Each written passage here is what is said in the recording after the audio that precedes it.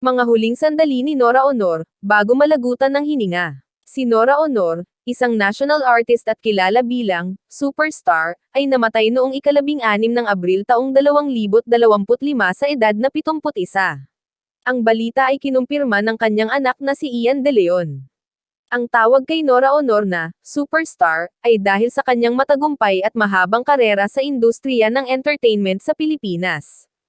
Hindi lang siya isang aktres, kundi isang multi-talented artist na nakilala sa kanyang husay sa pag-arte, pag-awit, at pagsasayaw. Ang kanyang impluwensya ay umabot sa maraming dekada, na nag-iiwan ng malaking marka sa Pilipinong kultura at sinehan, salungguhit link sa lungguhit icon. Ang kanyang tagumpay ay hindi lamang dahil sa kanyang talento, kundi pati na rin sa kanyang dedikasyon at pagiging propesyonal. Ayon kay Coco Martin, isang kapwa-aktor na nakasama niya sa isang pelikula, kahanga-hanga ang pagiging handa at dedikasyon ni Honor sa kanyang trabaho. Ang kanyang pagiging mabait at mapagpakumbaba ay kinikilala rin ng maraming nakasama niya sa industriya, tulad ni Kylene Alcantara. Sa madaling salita, ang titulong superstar ay hindi lamang isang label, kundi isang pagkilala sa kanyang natatanging kontribusyon sa Pilipinong sining at kultura. Ito ay isang pagpapahalaga sa kanyang talento, dedikasyon, at impluwensya sa maraming henerasyon ng mga artista at manunood.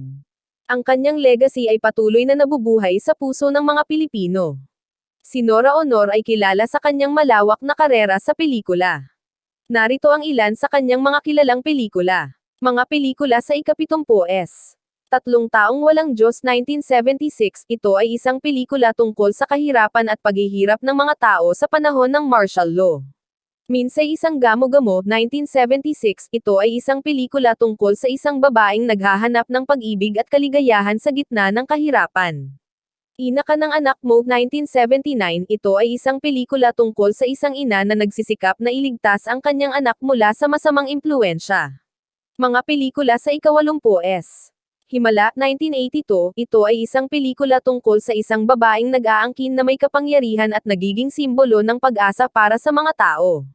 Bulaklak sa City Jail 1984, ito ay isang pelikula tungkol sa isang babaeng nakakulong sa bilangguan at naghahanap ng katarungan.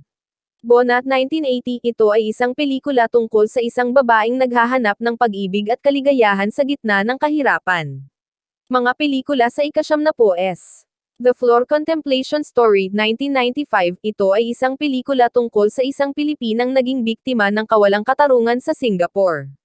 Bakit May Kahapon Pa? 1996, ito ay isang pelikula tungkol sa isang babaeng naghahanap ng pag-ibig at kaligayahan sa gitna ng kahirapan.